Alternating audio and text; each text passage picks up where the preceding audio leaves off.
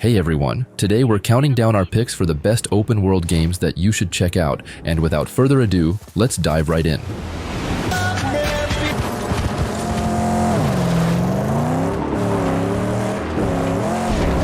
Mad Max. This game got overshadowed at launch by the release of The Phantom Pain, and the general skepticism towards movie-based video games didn't help either. But let me tell you, Mad Max is anything but your typical movie game. It's not a direct adaptation of Fury Road, but instead uses the Mad Max universe to craft an original story that seamlessly fits within the cinematic lore. And even 9 years after its release, it runs smoothly and looks fantastic, which is quite the feat considering 2015 was riddled with incomplete releases and poor PC ports. Please. Stay with the car.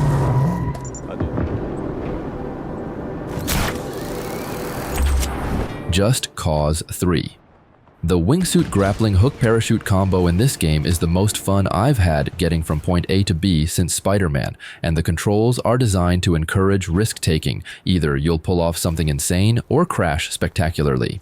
And to think about it, traversal in this game isn't just a mechanic to get you to the game, it is the game. The grappling hook lets you turn a slow descent into a blazing fast approach, while the parachute can be the difference between life and death. So, in this game, it's not just about getting somewhere, it's about how you get there. Essa bela cidade.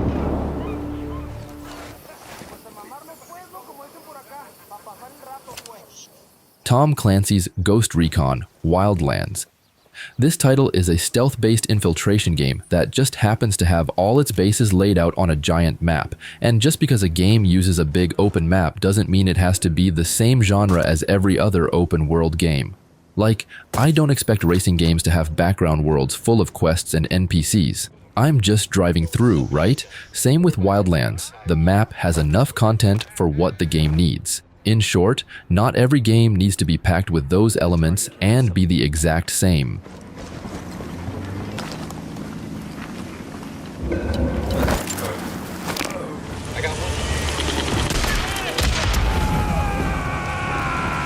Days Gone. I gotta say, this is a gem of an open world game. Sure, the world might seem dead except for the people you rescue, the loot for crafting, the camps to take over, and the side missions each settlement offers, like taking out people who wronged the camp or chasing them down on your bike.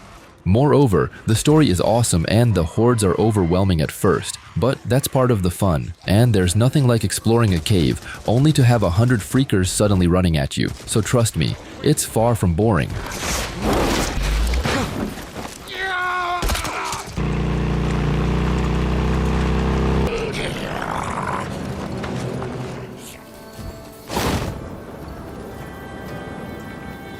Rise of the Ronin. It's frustrating to hear people who haven't even tried the game spreading nonsense. Sure, the open world might not be the greatest, but it serves its purpose and ties in well with the core combat systems. Take it from me, the combat is addictive, like crack for gamers. After all, it's a Team Ninja game, so you know it's only going to get better with updates. So if you're looking for an engaging and fun experience, give Rise of the Ronin a shot. Trust me, you'll have a ton of fun with it.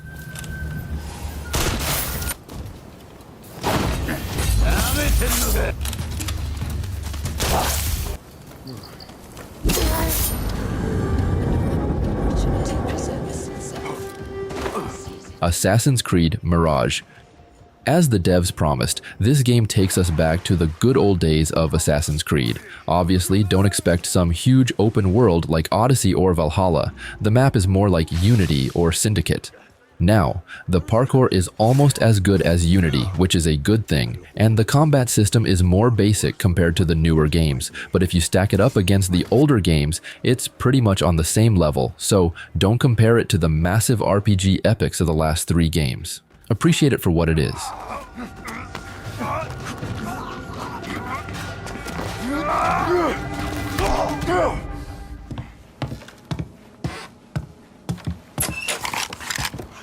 Mafia Definitive Edition. This isn't your typical open world game. The city looks pretty sweet, but don't expect a bunch of side quests or fun distractions unless you count collecting random stuff. When you're playing the story, you always have a mission objective shoved in your face, so good luck finding time to explore. However, would I say it's worth getting this game? Absolutely. I'm having a blast with it. It's a slower-paced game aiming for that immersive cinematic feel. Moreover, the missions are varied and consistently engaging, so you won't get bored.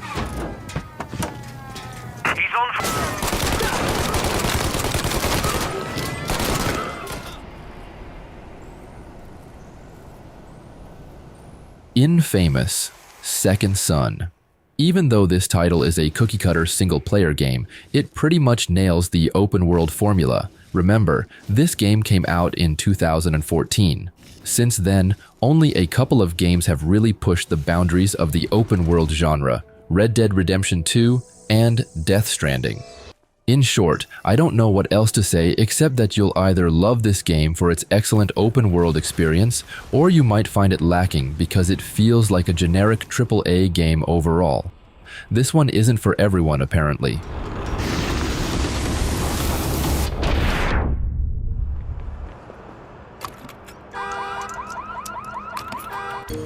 Watch Dogs 2.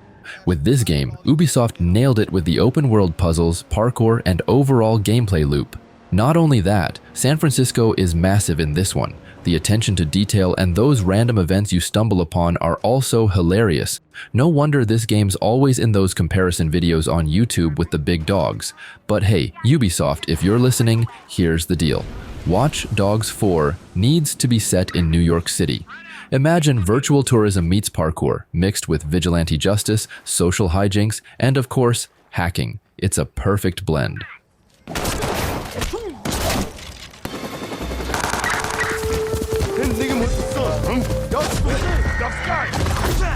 Ghost of Tsushima. There's tons to discover in the game's beautiful open world. Just traveling between missions and points of interest keeps things interesting with random encounters and little hidden gems that unlock cool stuff like cosmetics or skills. And sure, there are moments that might drag a bit, but hey, that's when you can dive into some side quests or check out those other points on the map. Overall, it's not the largest open world out there, but trust me, there's more than enough here to immerse yourself in samurai dreams for hours on end. Mercy.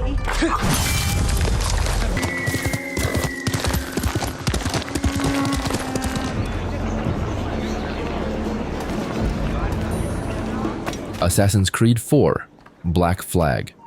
Now, this one is my personal favorite. I played it and finished it with 100% completion. There's just something about being a pirate assassin, exploring and wreaking havoc in 18th century Caribbean islands. They definitely did a great job at combining fun gameplay mechanics with historical setting. Anyway, this is the first Assassin's Creed game where traveling with your own ship is a major element. In fact, being a pirate captain and engaging in naval battles with other pirate and navy ships is what this game is famous for. Seriously, firing at other ships is truly addictive. What? Assassin's Creed Valhalla. What sets this game apart are the side quests. They're quickies. None of that trekking halfway across the map nonsense. You find a quest giver, do the deed, and bam, you're done. It keeps things snappy. But where Valhalla really shines is in making its world feel alive. The side quests and encounters are subtle and natural. You talk to someone, they drop a hint, and you're off figuring out how to make things happen without the game holding your hand. It's like the world's doing its own thing, and you're just rolling with it.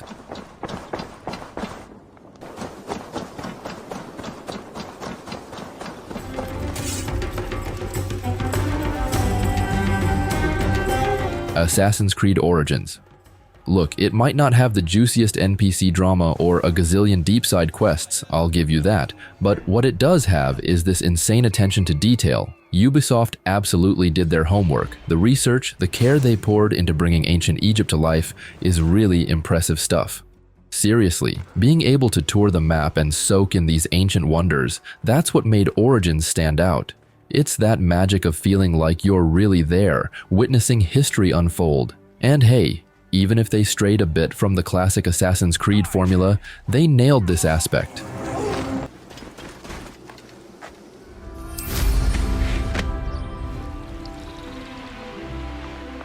Hogwarts Legacy. So, here's the deal. The majority of the main missions and most side missions in this game are long and packed with plot and character development. Now, don't expect a sprawling open world like Skyrim. Hogwarts Legacy keeps it cozy with just 3 main areas to explore: Hogwarts itself, Hogsmeade Village, and a chunk of countryside with all the spooky Forbidden Forest vibes. Sure, it's not massive in scale, and yeah, there's some busy work here and there for good measure. However, while it may not be a perfect open world game, it's still a great action RPG with an open world setting.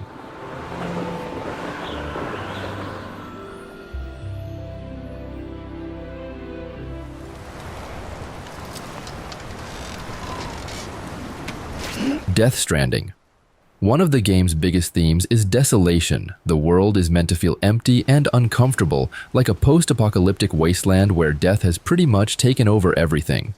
And one of my favorite things is to find new ways and new paths to get to places I've already been. Moreover, this game is just stunning to look at. It's got this haunting beauty that's totally unique, and if you're not finding enough to do in this world, maybe you're not exploring hard enough. Or, let's be real, maybe this game just isn't for you.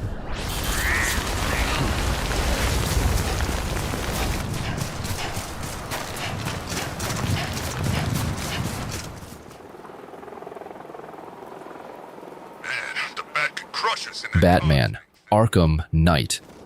Now, I get it. Not everyone is into the superhero genre. Batman is just a grumpy dude in a batsuit, right? But then, Rocksteady dropped Arkham Asylum in 2009, and the world changed ever since. The world they built is dark, gritty, and full of complex heroes, villains, and anti-heroes. And as for this game, don't even get me started on the gameplay. The free-flow combat is a masterpiece, the stealth is top-notch, and the detective puzzles are a blast. And even after 9 years, it still looks better than a lot of current-gen games.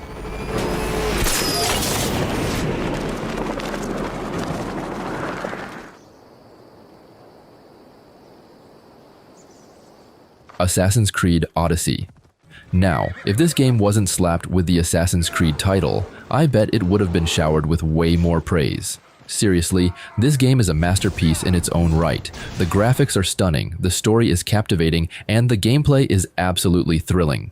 Sure, the naysayers can whine all they want, but let's get real here. Ubisoft knows how to craft amazing open-world games that are a blast to play, so next time someone tries to knock Odyssey, just remind them how epic it really is. Trust me, they'll come around.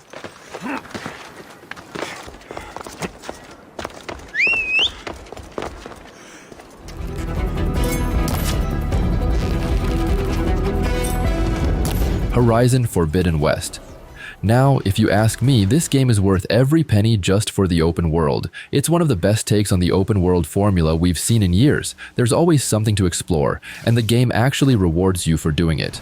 The world feels strangely alive, even though it's mostly a deserted landmass.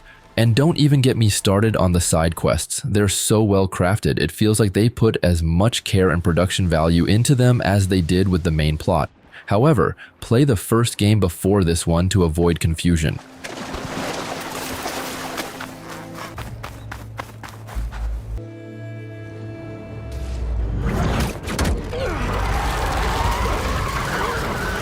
Marvel's Spider-Man 2. This game is an absolute powerhouse. They've nailed it on every front. First off, the world is bigger and packed with so much to do that you'll be swinging and web-slinging for days. And check this out, 2 heroes, double the fun. They've nailed the storytelling and gameplay like pros, not to mention those jaw-dropping suits. It's basically a fashion show meets superhero showdown. Moreover, the bad guys aren't just menacing, they're complex, nuanced, and downright chilling. Seriously, this game is a dream come true for Spider-Man fans. It's like they plucked our wildest fantasies and brought them to life.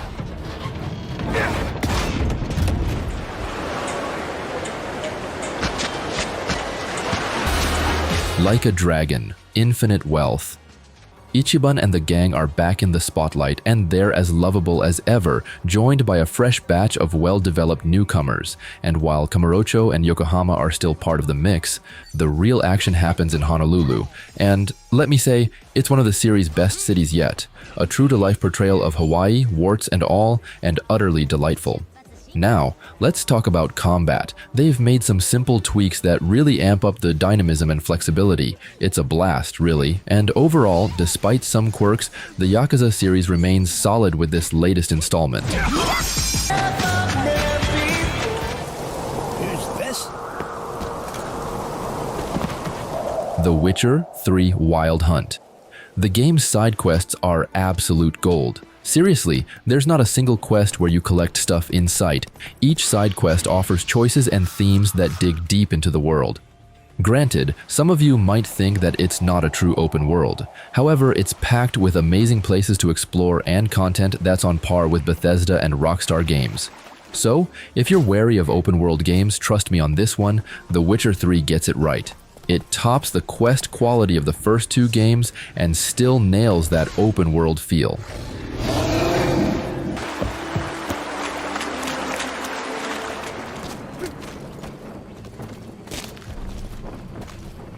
Metal Gear Solid 5: The Phantom Pain. Now, sure, some say it's unfinished, and hey, they might have a point, but let me tell you, despite all that, I absolutely loved it.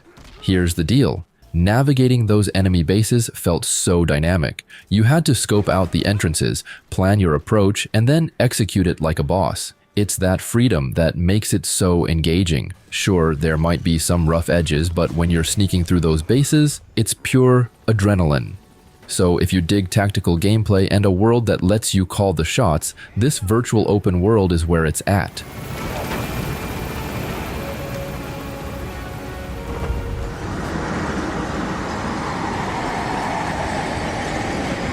Elden Ring. Personally, I think the best way to enjoy open world games is by exploring some, but not all of it. It's that sense of mystery and the unknown that really makes an open world shine, you know?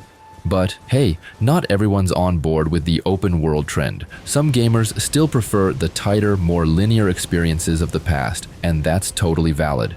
Despite Elden Ring being almost perfect for many, its open world design might not click with everyone. But for those of us who love diving deep into expansive worlds, Elden Ring hits all the right notes.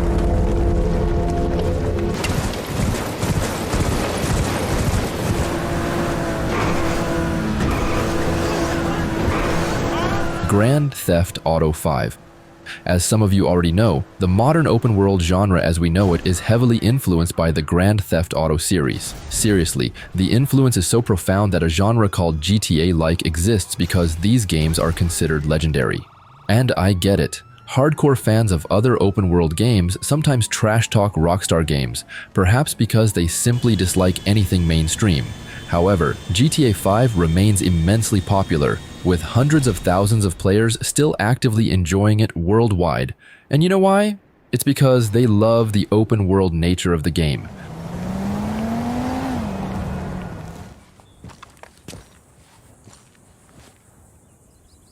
Red Dead Redemption 2. For me, the game's open world is on a whole other level. Seriously, it's the most immersive gaming experience out there. You can stroll into buildings, chat up NPCs with real depth, pick up stuff, and stumble upon these wild side missions that just suck you in. And don't even get me started on the customization. It's like living in that world, not just playing in it. Moreover, jumping into other open world games just doesn't hit the same after this one. So hear me out. Do not play this game if this is your first time with open world games.